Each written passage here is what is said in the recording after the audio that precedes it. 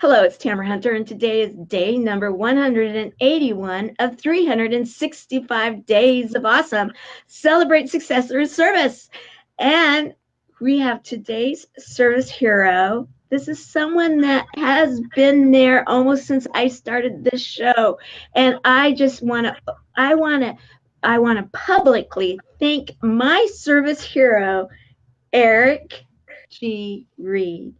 Eric is a man that's out there making a difference for so many. If you have not caught his morning inspirational show that so many people, to a point where they don't want him to take a day off because they feel like that inspiration is what is getting them their mojo, if you will, activated for the day. So and I can say this is that some of those mornings when I just need a little boost and inspiration, I go there also. So thank you, Eric, for being here today and being the service hero that you are. Let's talk, okay? I'll dig in. Let's go. And thank Yeah, you for let's go for it. those I see warm that we already have compliments. some of our friends I love it. joining in, and so as they do, I'm just going to invite them to pop in and say hello. We've got Greg saying that's here, and yes, hi, Greg, and yes. Yay, hashtag 181. And as we start this, I'm trying to get into the habit, guys, and my ambassador, senior ambassador, most likely will pop in, and she usually reminds me, but I'm starting it today. Please hashtag live if you're live, and hashtag replay if you're on the replay, because I'm trying to track. I'm actually looking at what time of the day, because at some point in time, I actually might try to have it kind of narrowed down to a time of the day. I haven't gotten that far. 365 days I've committed to. I haven't committed to the time of that day yet. So great. Eric, I want to ask you, how did you start your morning show? Oh, my Lord. Um, so I had been in an event and somebody said, well, if you're a speaker, you should be speaking. And so I said, okay, but I don't have a venue. I don't have a platform. I don't have a space. And they said, well, what's that thing in your hand? I said, my phone. And then they gave me that look like, duh. And so I was like, okay. And like everybody else, I went home and I planned it and I plotted it. And then one of those Facebook 30-day challenges came up. And I'm like, okay, I'm just going to do the challenge for 30 days. Now it's 200 and some odd, 2 years later, every day. So that's kind of how it started. What I will say is it started like the first one, I know totally sucked. And I think number 187 totally sucked. And I think yesterday's totally sucked. Yeah. It's always going to feel that way when you're in this space. So since you know that, go ahead and do that. And I'm glad that you mentioned that, because actually your attitude right there, guys, let's be honest.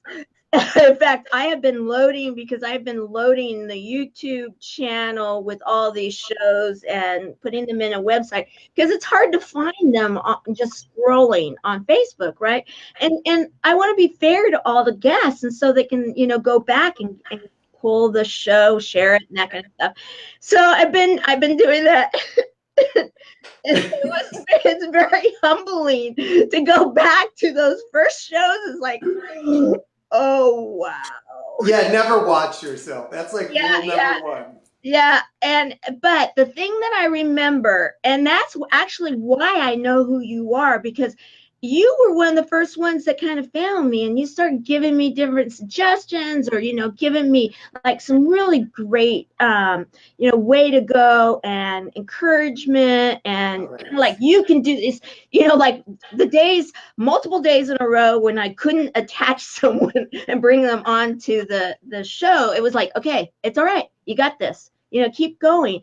And that in the beginning, and then I looked to see who you were, and I'm thinking, oh my goodness, I am ever so humble that this coach and author and man that's out there and helping others to find their success in life is helping me to get this going. And And when I looked into, so I started following and seeing what you were all about, catching your shows. You are just real, aren't you? You go after it in a real way. And that's what I love about you, Eric. I mean, Thank you. seriously, because you said, I think it was yesterday, right? Big things require big people. I have it written down over here that are willing to fail, adjust, start over, and keep going. You are built for big things. Who And said that? you did. Oh, I I need wrote a it down. notepad. And and the thing about it though is that you talk about that you don't have to do it all at once, right? So true. Why don't So you true. tell us about that? You know, when I was on with Greg this morning, we were talking about that idea of like, this is the rest of my life. So I don't need a goal. I need a plan. And people that chase goals, they get halfway, and if they fail, they're like, well, I failed, so it's over. And it's like, but you're still breathing, you're still living. Mm-hmm. So clearly it's not over. Had I had a plan and my plan had built in failure, success, modifications, readjustments, blah, blah, blah, then when I had one of those crappy days, I wouldn't be like, okay, it's all over. It's like, no, I was expecting that. So now I move through it. Maybe because I'm old, maybe because of things that I've seen and experienced in my life, I now sort of sometimes feel like that 80-year-old grandmother on the front porch that says, darling, if you only knew. Like, if you only knew how little this was in Mm-hmm. the big picture of everything you're going to experience, you'd stop crying and start getting to the next thing. And Right. so often when I'm sitting there and that, oh, poor me, I saw it. I'm like, in the big scheme of things, really? Like, this is the defining moment in my life? I hope not. You know, you have so many of the coolest posts. I mean, do you do these all yourself? That one we took at the Georgia Aquarium. So yeah, that one I did.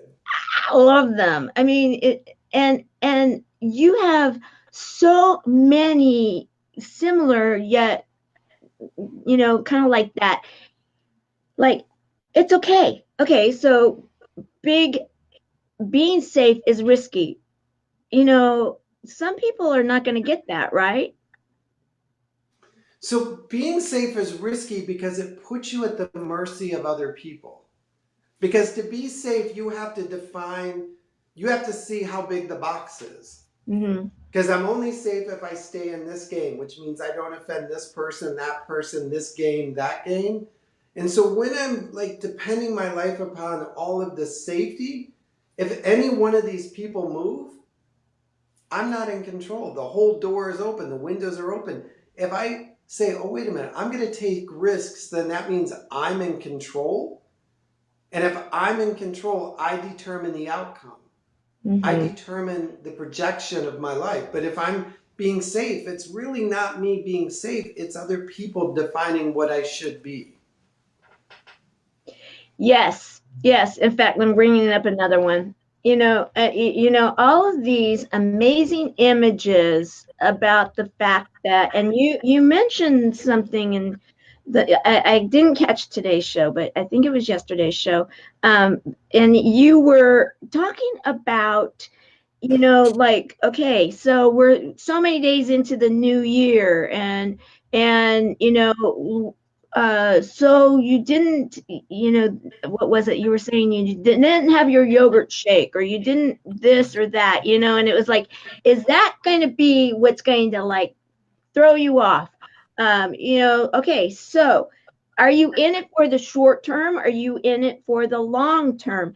And you went a bit personal there, and you were so um in a very loving and yet strong and adamant way, you were sharing your huge why. Why, to you, yes, it's a new year, and I remember in the holidays you were up at a cabin or something, and you did the family thing, and I'm like, yes, good for you, and yet you're still out in the car, you're doing your moments, and you're encouraging everybody else to be savoring the moments. And now, in hearing your yesterday, when you were going about, okay, so this didn't work out, the package of food that you're going to be on your diet didn't show up, is that going to ruin it? Why don't you go into what you shared? So it's so easy for us sometimes to get attached to the New Year's resolution and the New Year's goals in the sense of like, okay, I'm going to go to the gym Monday, Wednesday, and Friday, and I'm going to do 30 minutes of cardio and blah, blah, blah. And when we don't get to the gym one day, suddenly it's like, oh, I'm such a failure. I knew it wouldn't work out. And we abandon the goal.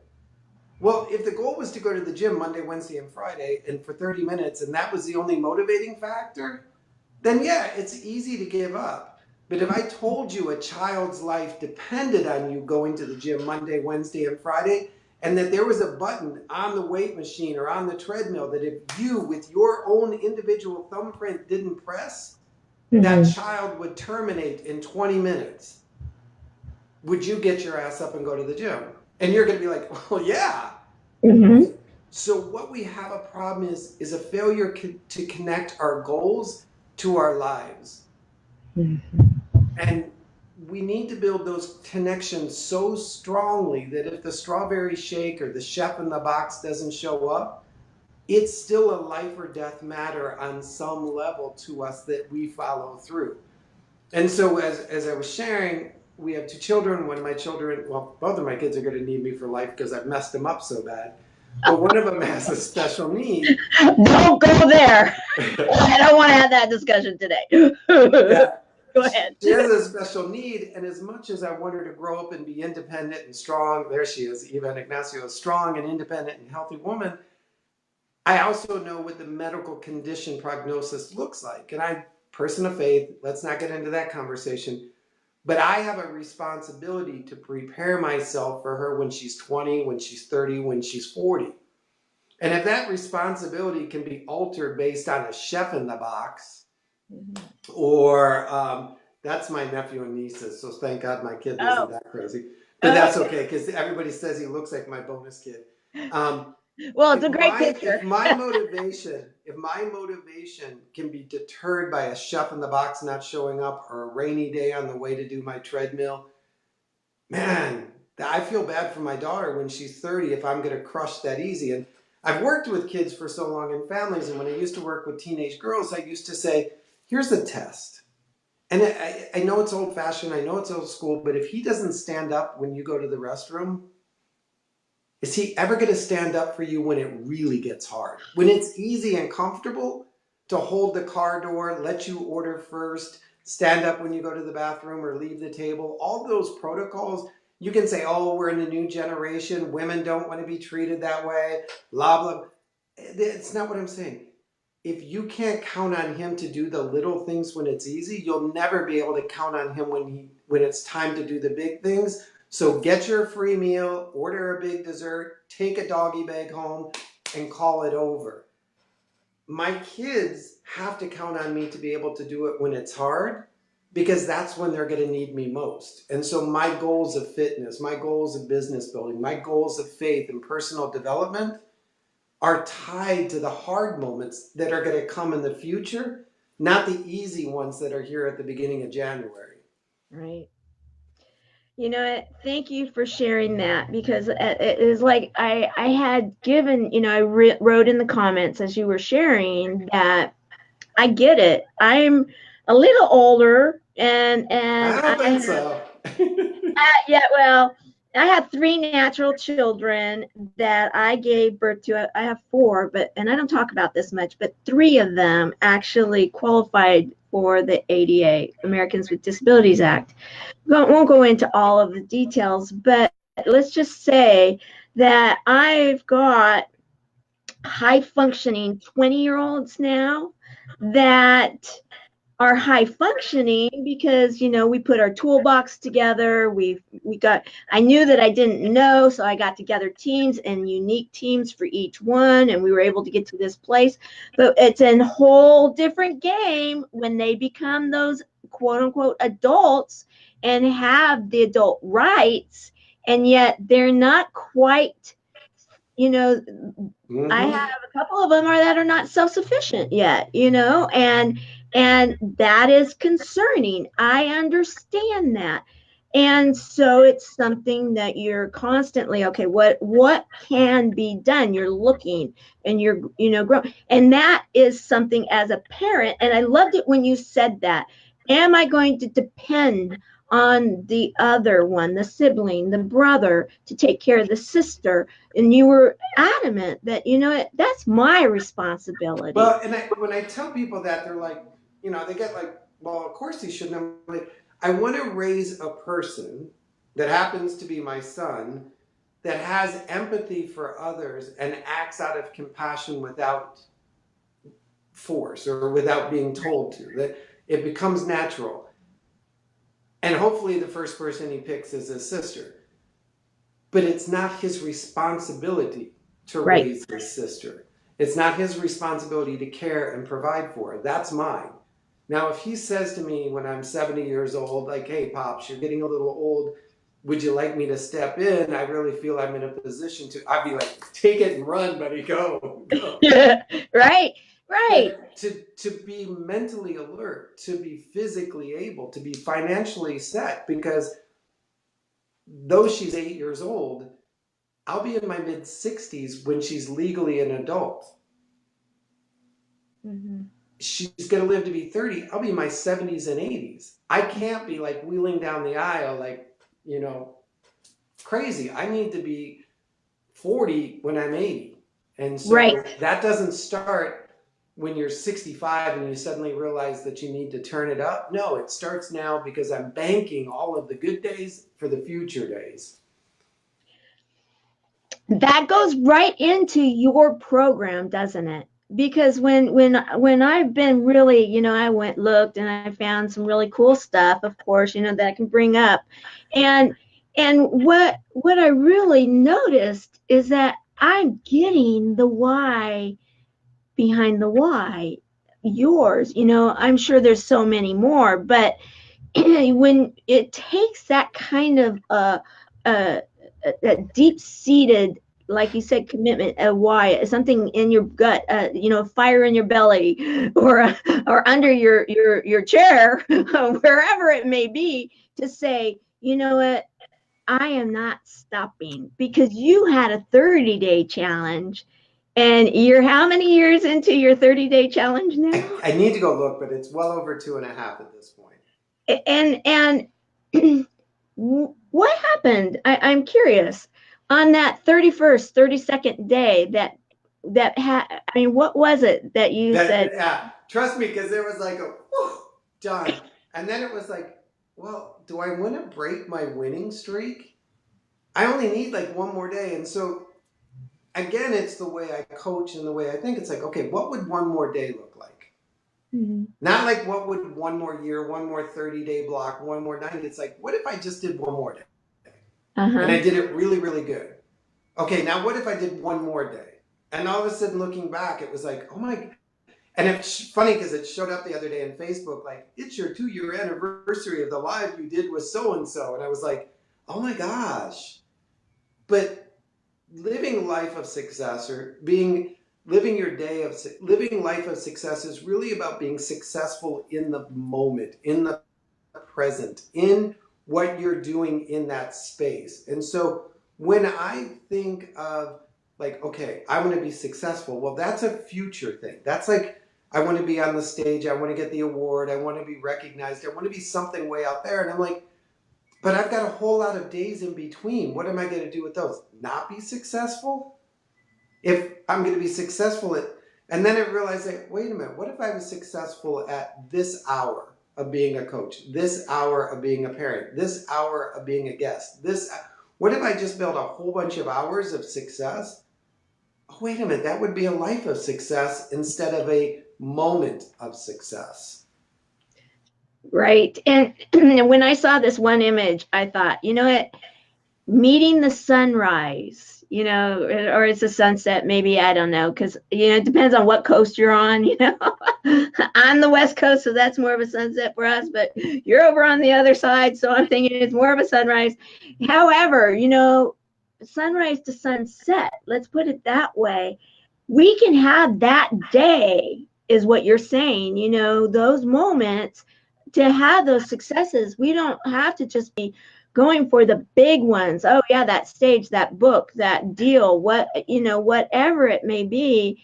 It's I love the way you said it. It's like, how can you, and what I took from that was, how can you give up those moments Well, and of, it's interesting. So when I look, so it's a very hard, and I'm not going to make it seem like it's easy, but like when I have my day timer out and I block off my day, and first I'll put in obviously appointments with other people. And so here's what I do, and so I guess we'll do a little coaching trick. So okay, we all have our electronic calendars, and we have them like some of them are like 2 years out. You know what you're going to do. I take each day and I physically write that day. So I'll look at my electronic calendar and then I'll write down what the day is in a hard journal. And as I'm writing it down, I will think about like, okay, what do I need to be in this moment to be successful? And what do I need to be successful with this person or that meeting or that contract?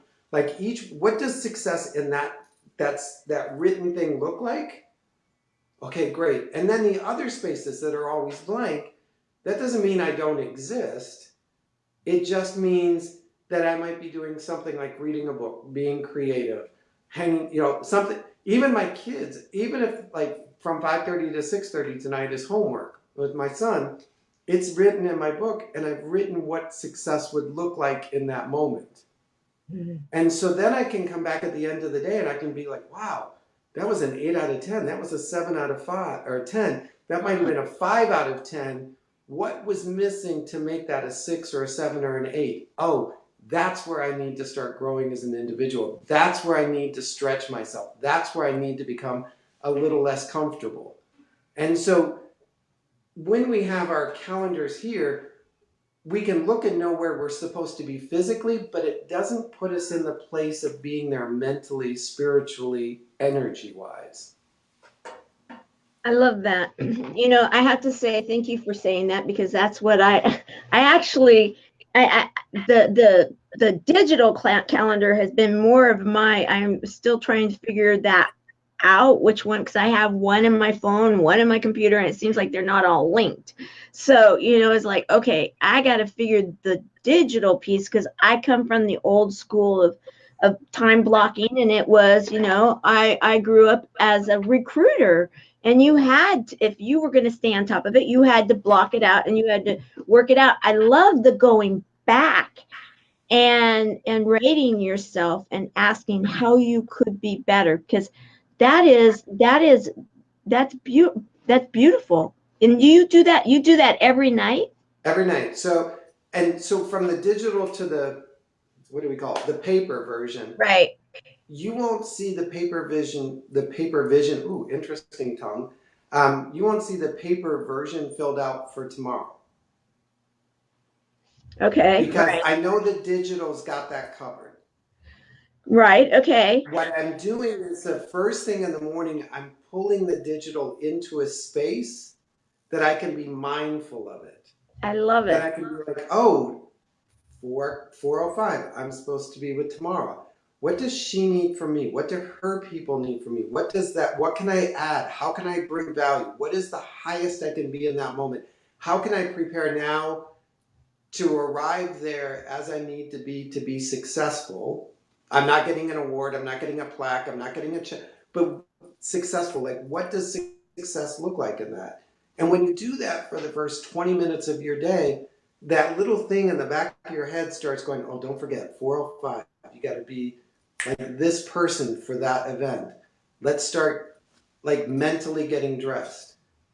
So that at the end of the day, because I did everything that I could as well as I could with intentionality and mindfulness, there's going to be a gap. We're all human and we're in growth. What Hmm. I want to do then is say, what created that gap? And was it within my control change in the future? You know what? I'm going to take that on because I absolutely love that. Well, I do come from the school of thought where on Sunday you sit down and you look at your week, and I come from that way of thinking, and really trying to work on, not trying, working on that, the building blocks, okay, and then going back, because I'm right now in an exercise of going back on a goal, because I am goal oriented, and then working it though in a plan going backwards. Okay, where do I need to be by here? What do I have to be by here? And So So with my paper copy, there's a goal written at the top of the page. Now I may have a vision and a mission for my life, but my goal that day might be to remain calm because I know the day is going to be hectic, or to add value, or like, what is my overarching goal for today? How does that feed into all of these little spots? So at bedtime, when I'm going back, I'm like, okay, my goal today was to be patient, or to respond, not react. How did I do? Okay, cool. I did pretty good, except for here. Great. So now I need to learn and grow here. If I don't have a daily goal, then what was the purpose of being awakened for the day? now you guys understand why when I need my daily dose of Eric, I go over there, and I check it out, even if I'm getting it on the hashtag replay, because you know what? It's amazing how you just seem to have, at least for me, and I'm sure because I know you have quite a few people that do follow you, and is that you seem to be able to come up with something that, it's like how timely. It's like, oh boy, you dug into Tamara's soul, and you saw what he needed to hear today, and you just decided, okay, I'll share, because yeah, I think others will be but able to get it too. but I think that goes back to, and this really is to coaches and to speakers and people that want to create influence.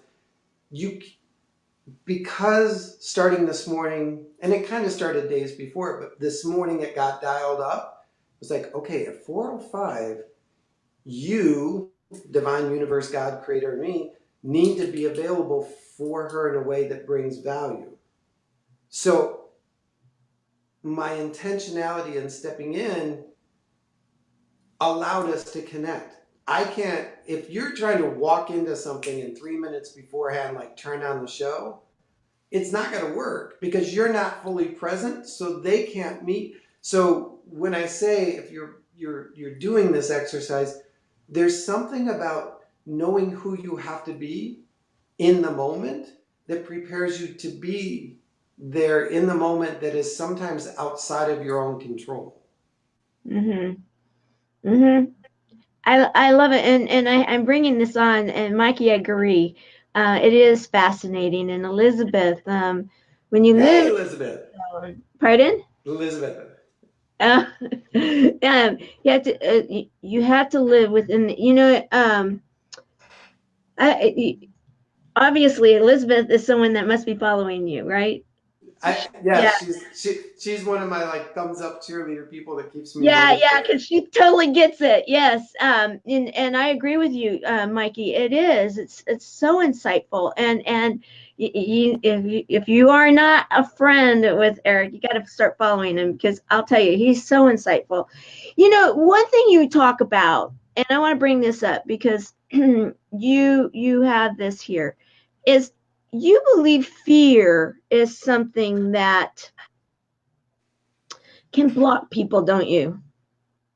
Fear is that, it's that beast in the closet that doesn't really exist, but we'll never know until we open the door. Mm-hmm. Um, we hear it over and over, and I don't know who said it first, so I get credit. Fear is that false evidence appearing real. Mm-hmm. I heard that once. I said, well, evidence, all evidence has to be submitted, and all evidence in court is allowed to be challenged. So where's the evidence that this, and this is going to happen?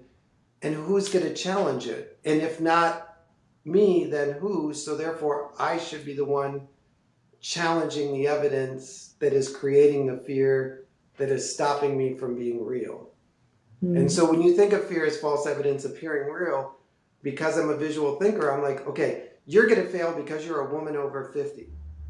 I hereby submit that as evidence of why you should not take on this 365-day challenge. Yeah. And I get to say, wait a minute, I object. Where did this evidence come from? Uh-huh. How is this evidence obtained?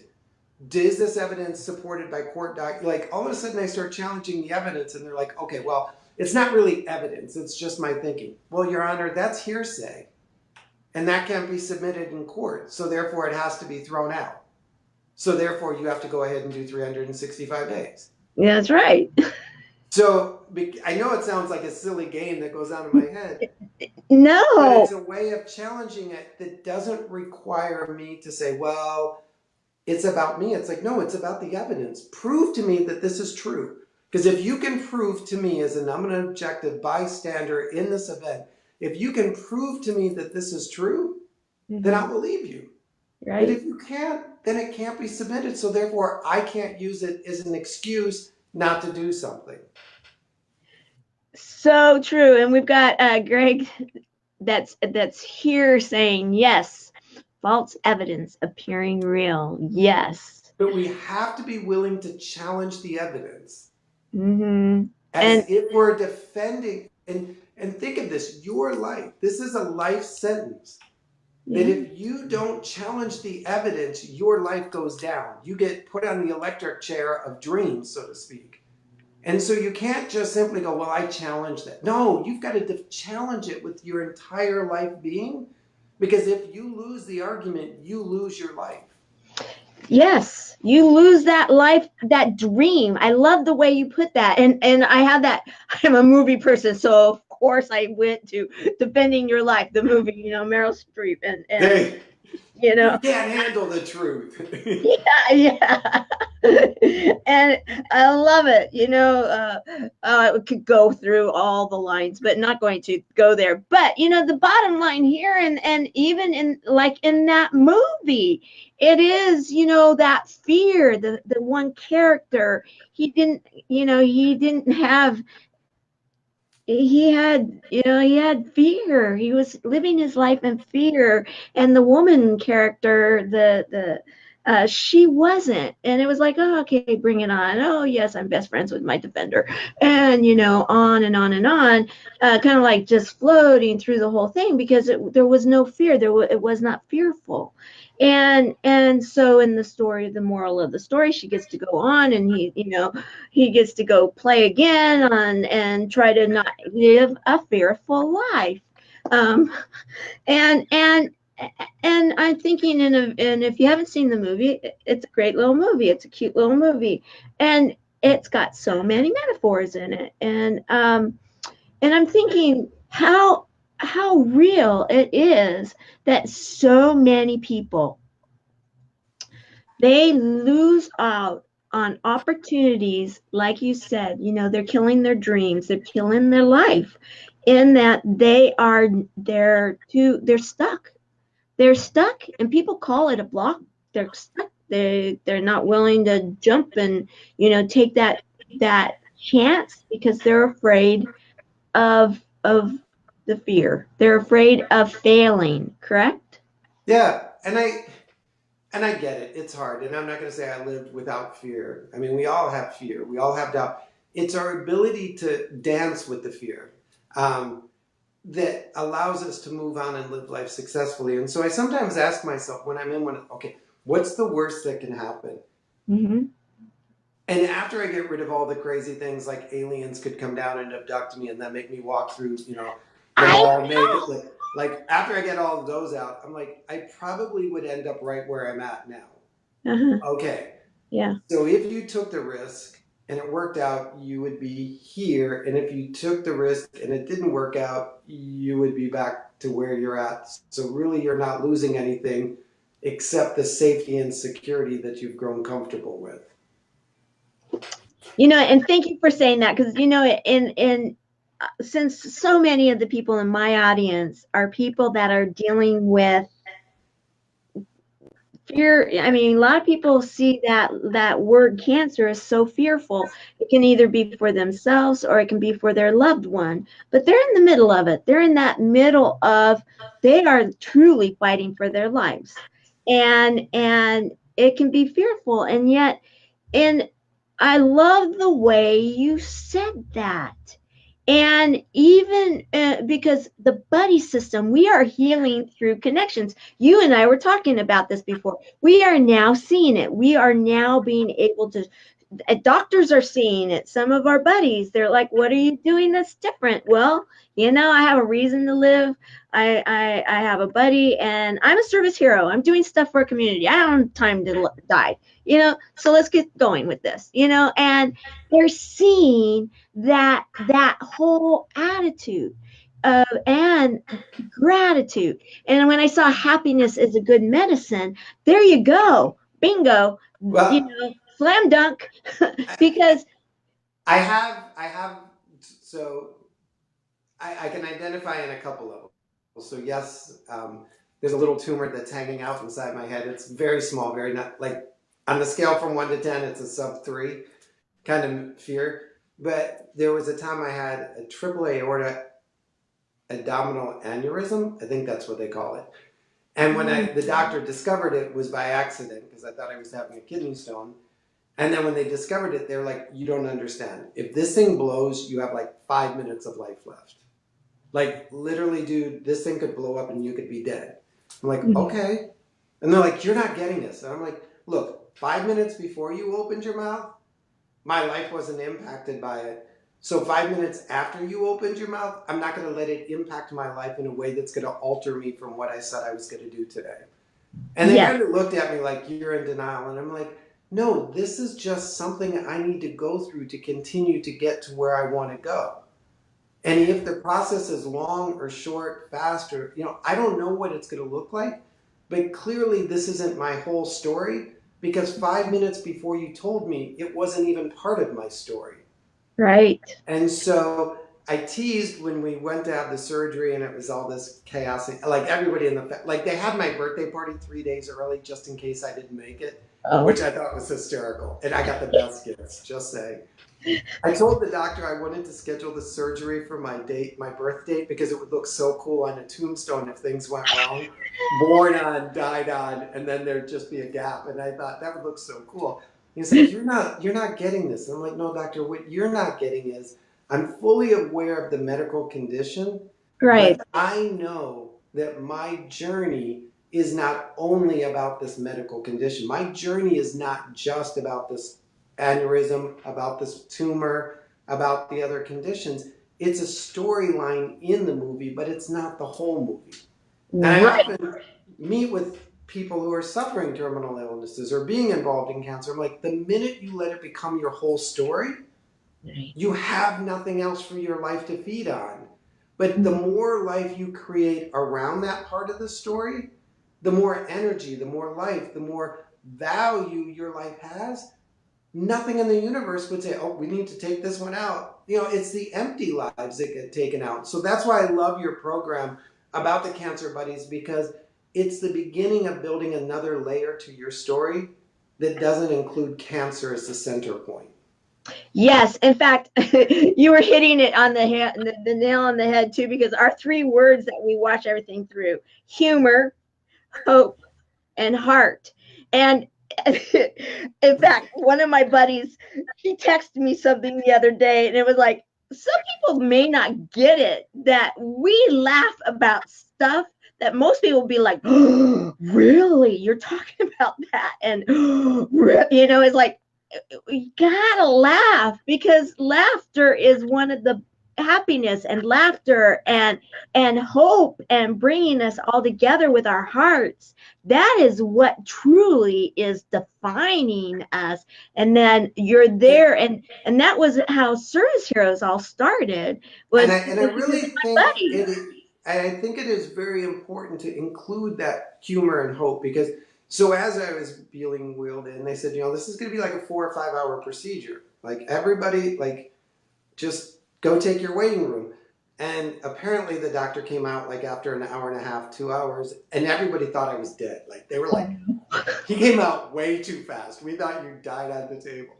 And he's like, I don't know what happened, but everything went so smoothly and so quickly and so easily. We're finished and he's in recovery and he's doing great. And I was like, it's because I knew that this was only something I had to get done that day. Not everything about my life depended on it. And so it creates the momentum for life to continue.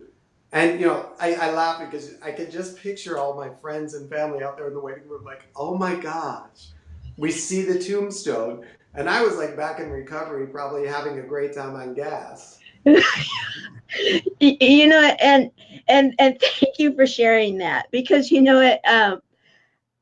I see the cartoons right now, even drawn out, like because the bottom line is that when you can laugh about your life. I mean, you hear this all the time from coaches and up from a stage or on a show somewhere. Oh, laugh at yourself. Well, that's easier said than done sometimes.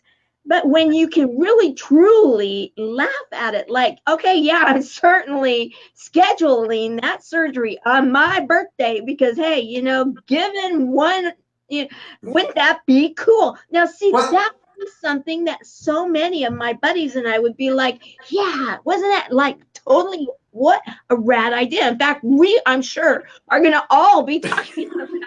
It's like, well, yeah, I tried to be philosophical and say it was going to be my rebirth day with my new body parts.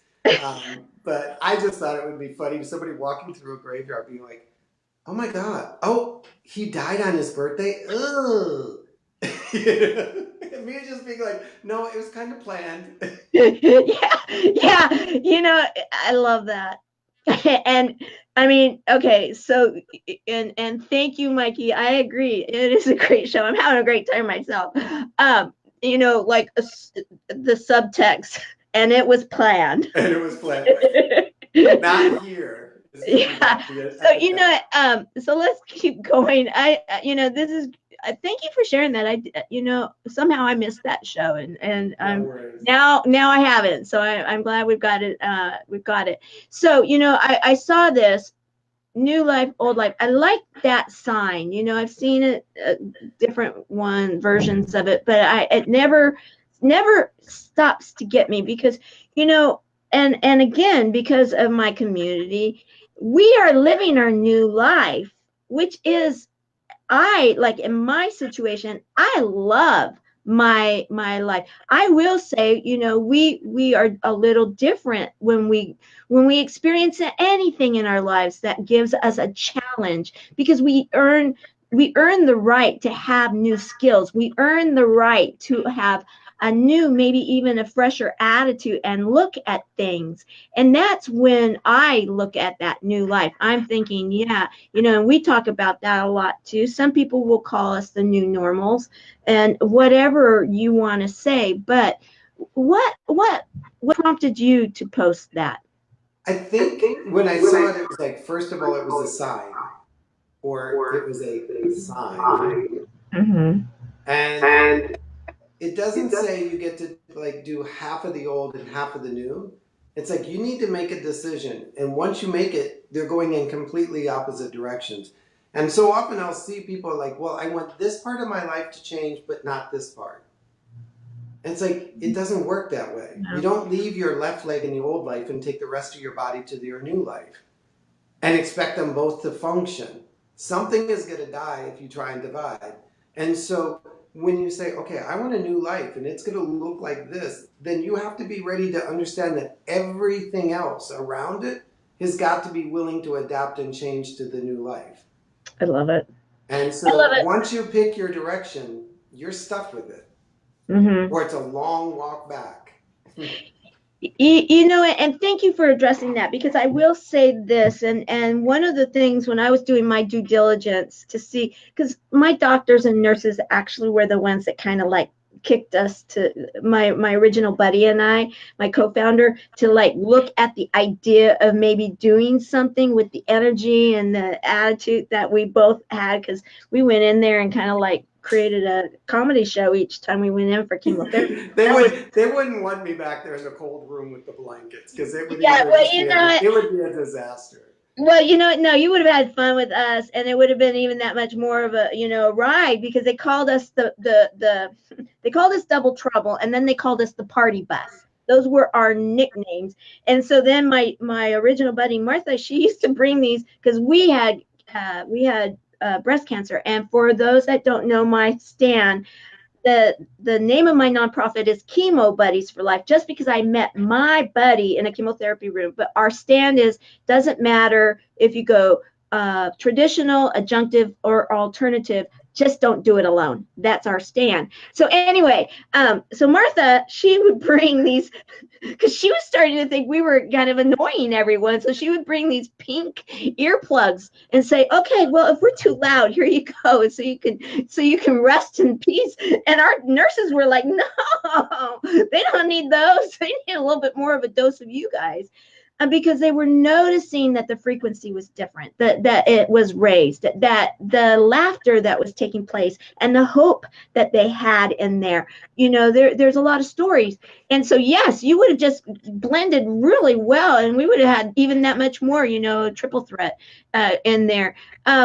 So that old and new, you have made some of those old and new life choices, haven't you? Because when you were talking about your children, and I was gathering the pictures that I gather, because I try to do it myself, and so that I can sometimes surprise, I was gonna say, so Brian, now you got me nervous. Like, oh, should Well, I send that okay, picture of when I was in I college? don't, no nervous, but I did have to ask, because I had a question. Your children were adopted, right? Yes, I think that's beautiful. Now, are they a sibling, they are. original birth Well, sibling? yes, originally birth siblings. How did you accomplish that? I only know a few people in this world that have I been laugh. able to I, get, I laugh about the accomplishment part, because I'm not sure if they accomplished it or if I accomplished it. well, I'm sure each day it might have, be out for, like, okay, at the end of the day, we'll grade it, right? What was it, a 7, 8, or 9?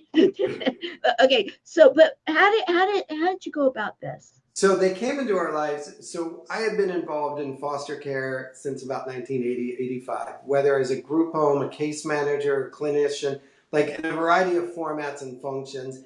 And even when I left it formally, I was always a volunteer or adjunct or counselor. Like, it never kind of really left my bloodstream.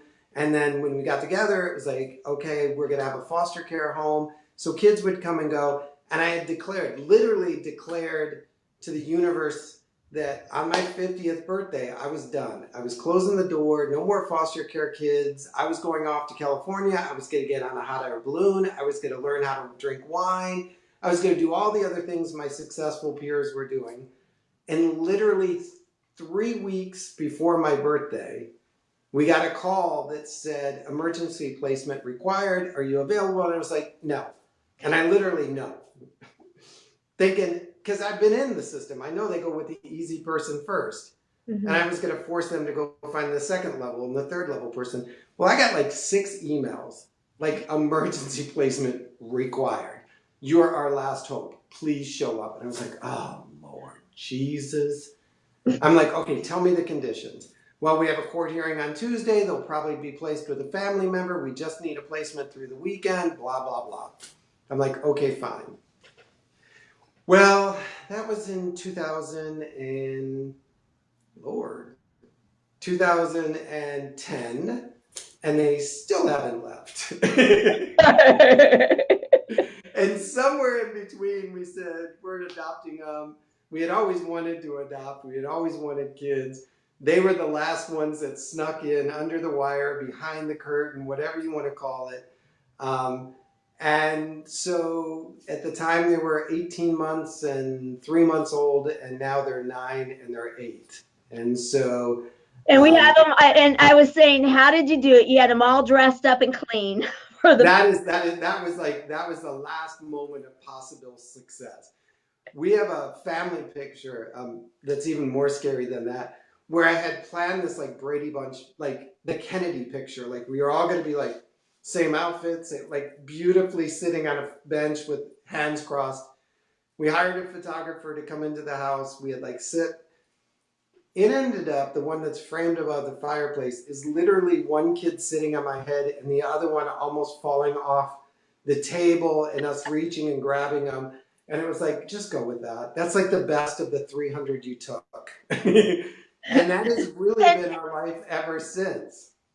and those pictures are the ones that you would never have wanted to have that perfect Kennedy picture. You want that one where they're on their head and they're falling on it, I mean, It, um it really, but what it taught me, and when I look at it and what I remember is, as much as I want this image, this presentation, this is my ideal, this is what I'm going to get.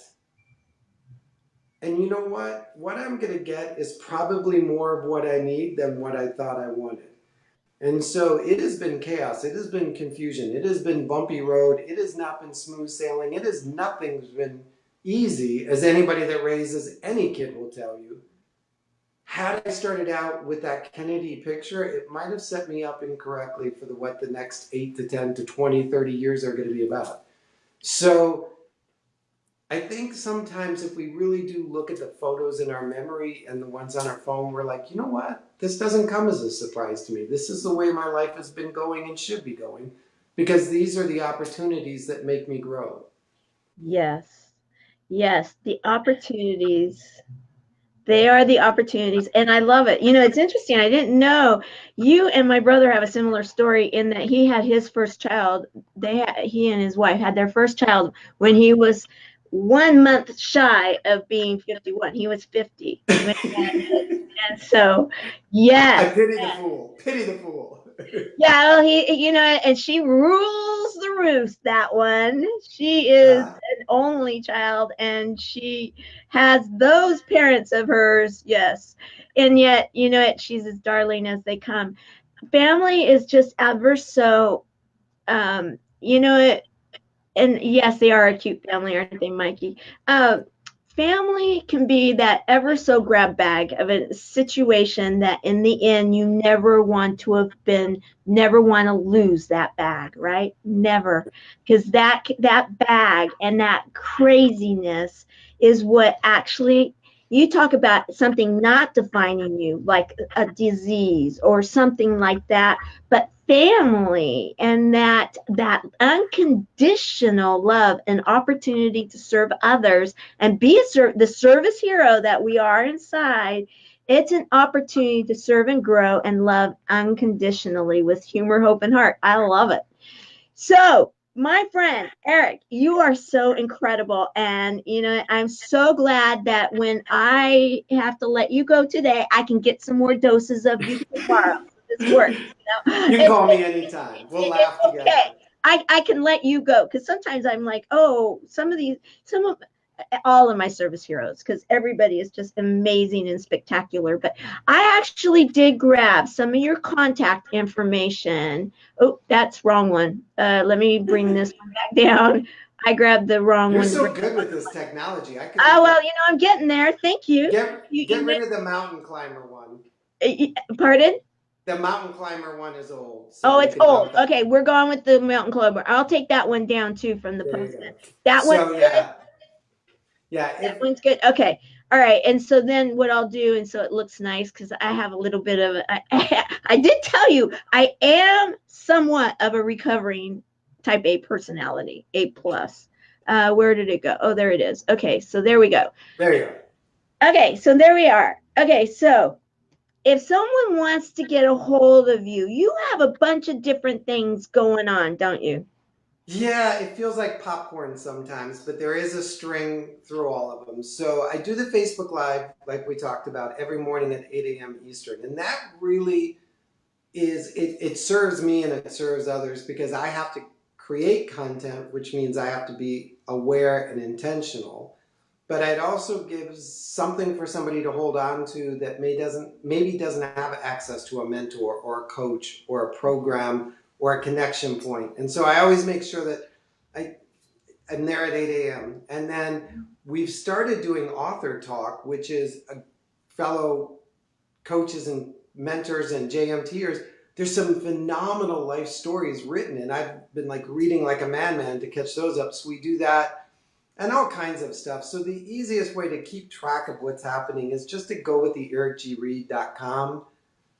And then if you want to get the newsletter and get some more updates, you can always do ericgreid.com/subscribe. Yeah. Okay. Yes. Wait. Look at this. She's good. She's And it's amazing. spelled right. I got it right. Okay. I'm going to trust so. you. Okay. You know, but okay. So I'm going to make you a promise that it's not one of those buy me news.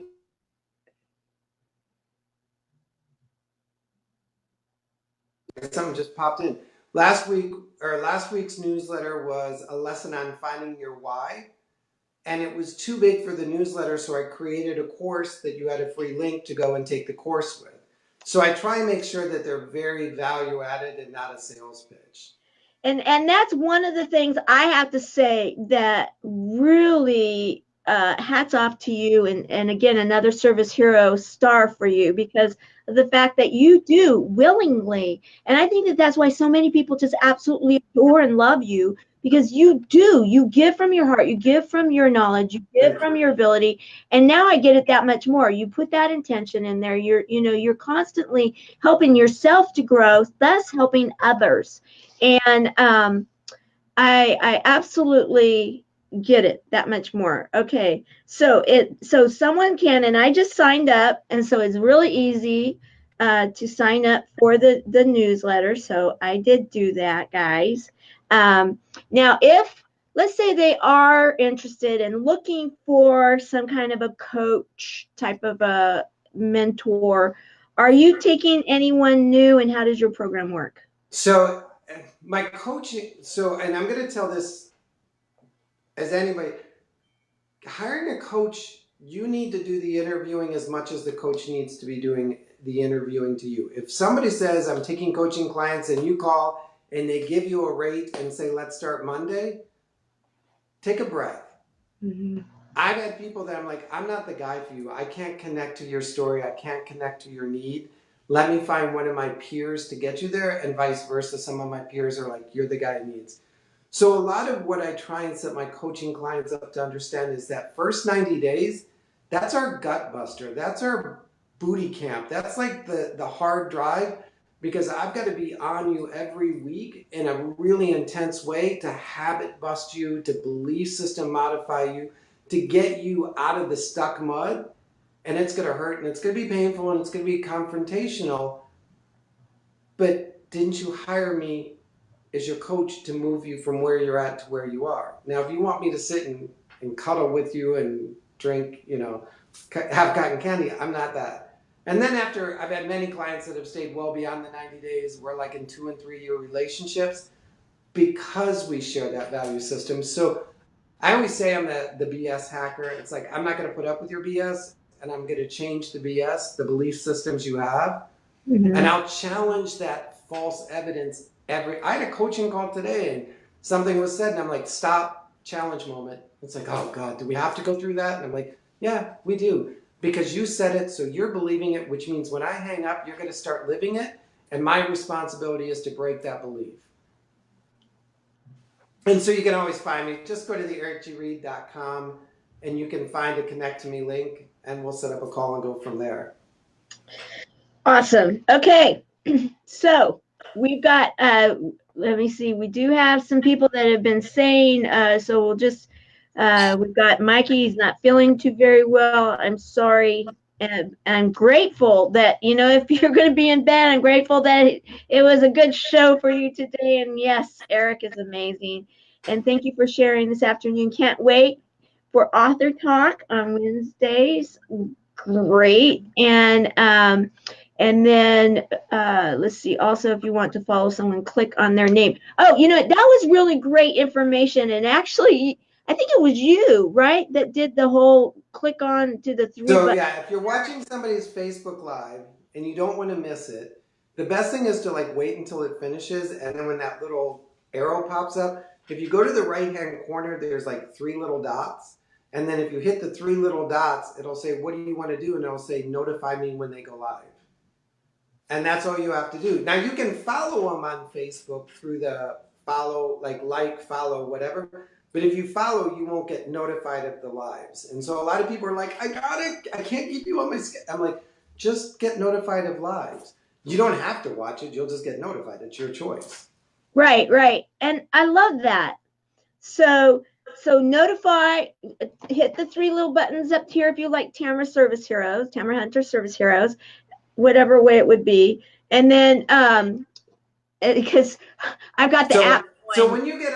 when you finish, you'll be like, but Eric, there's no three little buttons. Hit the play button so it starts playing. Then hit up in the right hand corner, and there should be three little buttons. The more buttons should show up. And then underneath it, it says notify me when goes live. If you click that, and then it's like, okay, every time that channel, that person goes live, you'll just get a little message that says, hey, by the way, Eric's live. You get Yes, to decide what you want to do. I love it. Okay. Well, you you have given so much value. Thank you for being in the moment, present, and have, having the heart and the forethought to prepare yourself to give value to those that are watching this show, because you've given Uh, value, I know, to my Chemo Buddies for Life community, and then also equally to the Service Heroes community. So, Eric, you are so, just a so a superstar. little chemo buddy coaching, because I've had to walk through the cold room. I always call it the cold room because they keep the infusion room so cold. It's Yeah, they do. freezing. Yeah, But yeah. so as you're there and you're going through it, there's a natural tendency to look at the bag and look at the people and let the negative energy set in. Before you walk in, while you're sitting in your car, instead of saying, I have to go do chemo, I have to go do treatment, I have to go get an infusion, which is our natural language, change it to I get to. Right. Yes, I love it. Because when you get to, that means you get to receive something. And I get to go and do infusion because by getting infusion, I get to be healthier. I get to spend time alone with my book or with my chemo buddy or with my partners. I get to show my kids that in the face of adversity, I'm going to do whatever it takes to come out and be a winner. So I get to do infusion because that lesson will teach my kids that nothing knocks mom down. Absolutely. And so as you walk into it, go in as a warrior, go in as a hero, because you get to do something that will change the course of your life and the lives that are watching. Yeah. Beautifully said. Beautifully said. I can't end this any better than that, because you know what? That right there is exactly the pearls. These are the pearls that are going to help so many to say, yes, I got this. I can do this. I get to do this. Whatever that treatment is, because so many are going with different treatments, and whatever they believe, because I've talked to some of the doctors, and the It's, bottom it's line is I you mean, got to believe it, and that, that's exactly what you were just sharing right if there. I get to walk in and say, I get to do this to show my daughter, to show my son, to show my family, to show my spouse, that contrary to what the entire universe is telling me, I'm bigger, I'm stronger, I have more hope, I have more faith, I have more life left in me. And so I get to do this to show them that I'm not going to back down, hide out, cower down, be small. I get to do this. So y'all better make sure I get the front row, the big chair, and the cozy blanket, because I get to do it and I'm going to do it right. That's right. That's right. I love it, and it's going to be a party bus while we're doing it. There you go. Well, I loved being with you. Thank you so much for including me. I've watched what you've done. I've been so inspired by the variety of people and the different types of service that get recognized through you. So keep going, keep going. Well, thank you, thank you. So, you know what, Eric, we're going to end today.